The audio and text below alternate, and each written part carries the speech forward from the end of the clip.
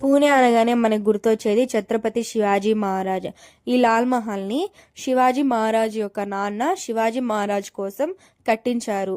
లాల్ అంటే రెడ్ అని అర్థం. సో మనం రెడ్ మహల్ అని కూడా పిలవచ్చు.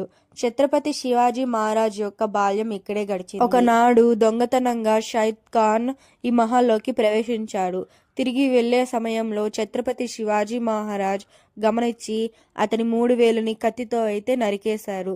ఛత్రపతి శివాజీ మహారాజ్ శివనేరి ఫోర్ట్లో అయితే జన్మించారు.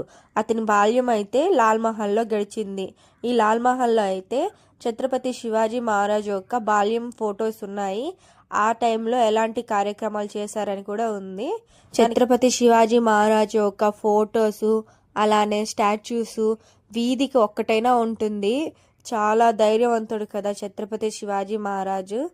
అంతే. Thank you.